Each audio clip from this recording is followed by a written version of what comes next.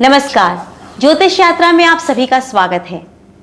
तरुवर फल नहीं खात है, सरवर पियत न नीर, परमारथ के कारणे संतन धरा शरीर। हमारे साथ हैं पी प्रकाश जी, जो कि एस्ट्रोलॉजर हैं, पामिस्ट हैं, वास्तु एक्सपर्ट हैं और ये श्री सुदर्शन सेवा ट्रस्ट के संस्थापक हैं, जिनका मानना है कि अन्नदान महादान होता है, अन्नदान से बढ़कर कुछ भी नहीं। स्वागत है आपका प्रकाश जी। नमस्कार। नमस्कार प्रकाश जी, आपसे जब हम बातें करते हैं या आपके पास कोई ऐसे कई लोग जो कि आते हैं, आप उनको बहुत ही सरलता से देख लेते हैं, उनकी जो परेशानियां होती हैं उसका आप सरल सा उपाय बता देते हैं। आपके अंदर जो ये क्वालिटीज़ हैं वाकई उस वृक्ष के समान है जो कि फलों से लदा हुआ है, झुक जाता है तुरंत ताकि कोई भी आसानी से तोड़ सके। ये जो आपके अंदर क्वालिटीज़ हैं वो मुझे नहीं लगता कि ऐसा हर किसी के अंदर होगा, क्योंकि हम अक्सर कई लोगों से मिलते रहते हैं, उनके अंदर अहंकार होता है, घमंड होता है। कुछ लोग ये कहते हैं ज्ञान है तभी तो घमंड है, ये घमंड हम इसीलिए कर सकते हैं। लेकिन आप इस बात के बिल्कुल ऑपोजिट जाते हैं, आप बिल्कुल विपरीत हैं इन सब बातों के। आप अपने आप को कहाँ पे पाते हैं, किस स्टैंड पर आपको हम कहाँ पे माने कि आप किस पायदान पे, क्योंकि हमारी नज़रों में तो आप बहुत ही ऊंचे स्थान पर हैं। योगिता जी देखिए, जो भी व्यक्ति मेरे पास कुछ पूछने के लिए आता है, मैं ऐसा मानता हूँ कि अगर ये ज्ञान मुझ में ना हो तो शायद मैं उसके स्थान पर खड़ा होता। ये बात भी सही है। अगर ईश्वर ने कुछ दिया है तो मैं नहीं समझता कि किसी को बताने में हमारा कुछ घिस जाएगा या हम छोटे हो जाएंगे या हमारा कुछ समय कम हो जाएगा। ये ठीक है कि हर व्यक्ति एक आर्थिक समस्या से आजकल जूझ रहा है, हम भी उसमें शामिल हैं। जी हाँ। लेकिन फिर भी कोशिश हमारी ये है कि हम जितनी ज़्यादा लोगों की मदद कर सके उतनी कोशिश करते हैं कि हम कर लें, और पूछने वाले को कभी निराश नहीं करता हूँ मैं तो। बहुत बड़ी बात आपने कही है। वो बचपन में जो संस्कृत एक हमने श्लोक पढ़े थे ना, विद्या ददाति विनयम विनयदति पात्रताम पात्रत्वा धनमापनोति धनाधर्मम तत्सुखम। ये सारी बातें आप पर ही लागू होती हैं। आपसे ही हमारे जितने भी दर्शक हैं वो भी ज्ञान की भाषा सीख सकते हैं। जो लोग सोचते हैं कि वो बहुत विद्वान हैं, उनके अंदर अहंकार है, ये बहुत गलत चीज़ है। अपनी विद्या को बांटी, जिस तरह से पी प्रकाश जी बांट रहे हैं, दुनिया में प्रकाश फैला रहे हैं। बहरहाल प्रकाश जी, हम अपने मुद्दे पर आते हैं। हम आपसे काल सर्प योग के बारे में चर्चा करते आ रहे हैं। आज मेरे ख्याल से आखिरी काल सर्प योग की बारी है, तो आज आप उस बारे में हमें बताइए।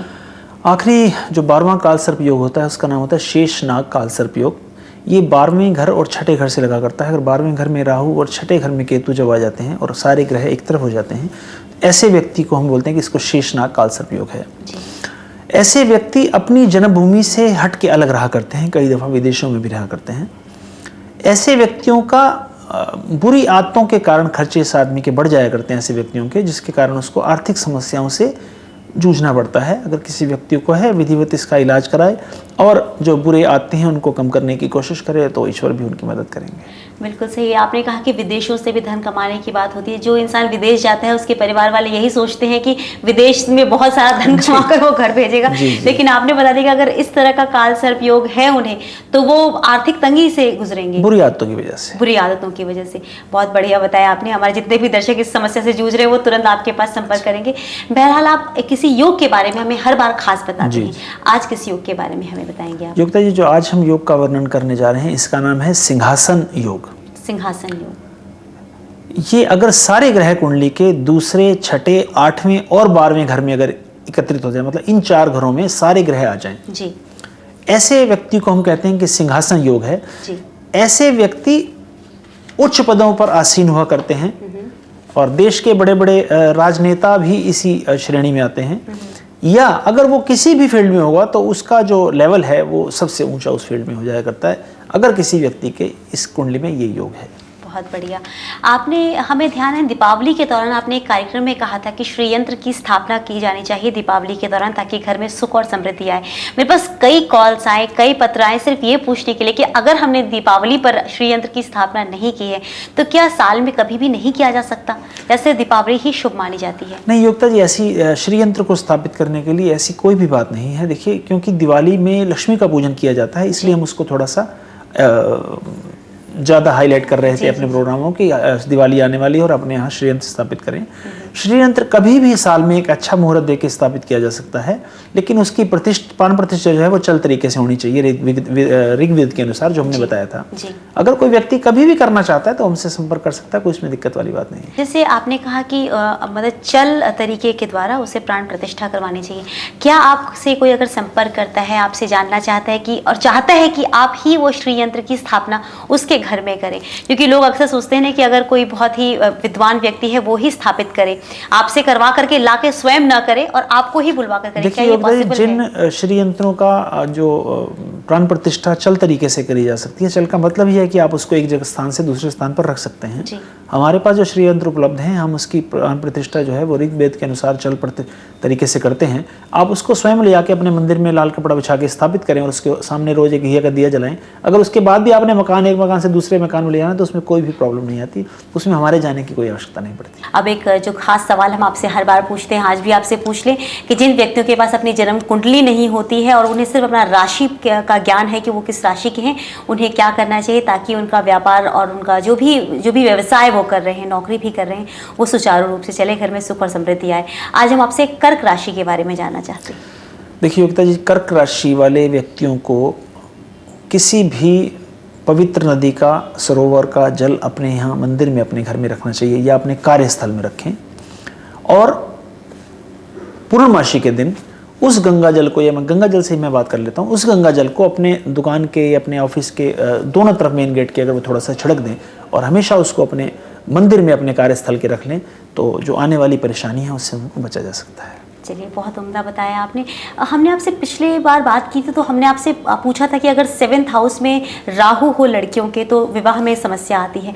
आज मैं केतु के बारे में जानना चाहती हूँ कि अगर 7th हाउस में केतु हो लड़कियों के तो क्या उनके भी लाइफ में ऐसी प्रॉब्लम्स आती है, वैवाहिक जीवन उथल पुथल भरा रहता है, उसका कोई उपाय ऐसा कुछ है आपके पास? देखिए योगिता जी, राहु और केतु अगर 7th हाउस में आ गए मान लीजिए, तो ऐसे व्यक्ति ज़्यादातर देखा गया है, कुंडली की भाव की विवेचना जरूरी है, लेकिन जनरल तौर पे बताऊंगा कि ऐसे व्यक्ति लव मैरिज की तरफ अग्रसर हुआ करते हैं। जैसे हमने पिछले प्रोग्राम बताया था कि राहु अगर हो तो कन्यादान के वक्त जो कन्यादान कर रहा है वो एक चांदी की ईंट अपनी लड़की के हाथ में दे दे और लड़की उसको सारी जिंदगी संभाल के रख ले, तो काफ़ी हद तक रिलीफ मिल सकता है। ऐसे अगर केतु 7th हाउस में है तो एक पत्थर आता है लहसुनिया, अगर वो 2 कैटसाइज जिसको इंग्लिश में बोलते हैं, अगर 2 पत्थर वो उसके 2 स्टोन लेके वो कन्यादान के समय लड़की के सीधे हाथ में रखे और लड़की सारी जिंदगी उसको संभाल के रखे, तो केतु के जो बुरे प्रभाव से बचा जा सकता है। चलिए, आपने बहुत ही उम्दा जानकारी दी।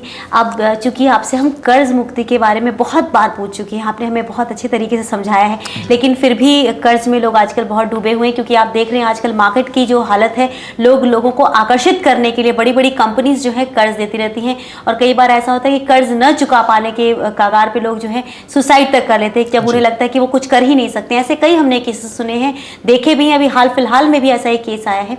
तो हम आपसे जानना चाहते हैं कर्ज मुक्ति के अगर आपके पास कुछ और उपाय हैं तो वो आप हमारे दर्शकों को जरूर बताएं। देखिए योगिता जी, कर्ज का जहाँ तक प्रश्न है वो कुंडली के 6ठे घर से हुआ करता है। अगर किसी व्यक्ति को कर्ज लेना है तो कम से कम कुंडली एक दफ़ा विवेचना जरूर करा ले कि कर्ज वो दे पाएगा या नहीं दे पाएगा वापस।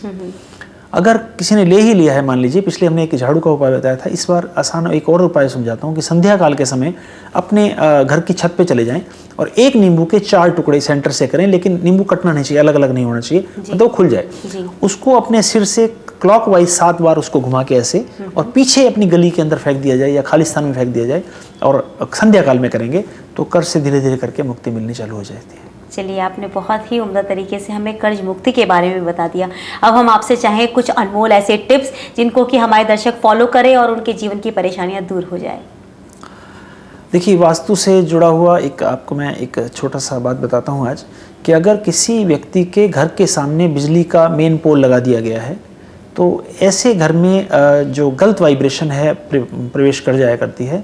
अगर ऐसे व्यक्तियों को पोल की वजह से कोई प्रॉब्लम आ रही है तो अपने दरवाजे पे या अपनी दीवार के ऊपर एक छोटा सा लुकिंग ग्लास लगाएं जिसका इफेक्ट उसमें नजर आए, अक्स नजर आए, तो ऐसे व्यक्तियों का वास्तु दोष इससे काफ़ी कम हो सकता है। अच्छा प्रकाश जी, जैसे आपने इस टिप में बताया कि मिरर को लगाते हैं अगर पोल सामने है, हम आपसे जानना चाहते हैं कि घर में भी मिरर की प्लेसमेंट किसी स्पेसिफिक जगह पर होनी चाहिए?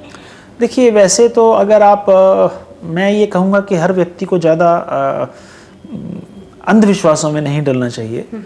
कोशिश करना चाहिए कि अगर जो बेडरूम में अगर आपका लुकिंग ग्लास है तो वो वहाँ नहीं होना चाहिए। बेडरूम में नहीं चाहिए लुकिंग ग्लास। वहाँ अगर है तो वो आपस में जो हस्बैंड वाइफ है उनका काफ़ी हद तक लड़ाई झगड़ा उनका हो जाया करता है। एक बेडरूम को छोड़ के आप ग्लास कहीं भी लगाएं तो ऐसी कोई परेशानी वाली बात नहीं है। ऐसा नहीं कि वेस्ट दीवार में लगाएं। इसमें देखिए, जितना आप वहम में ज़्यादा फंसते जाएंगे उतना आपको डिप्रेशन होता जाएगा। जी बिल्कुल। अगर आपको कोई प्रॉब्लम है तो आप सीधे तौर से कंसल्ट कर लें, कहाँ लगेगा, कैसे लगेगा। अगर कोई नया मकान बनाने जा रहा है तब तो ठीक है, एक चीज़ हो चुकी है सर घर में तो हम उसको तोड़ फोड़ में मैं ज़्यादा विश्वास नहीं करता हूँ।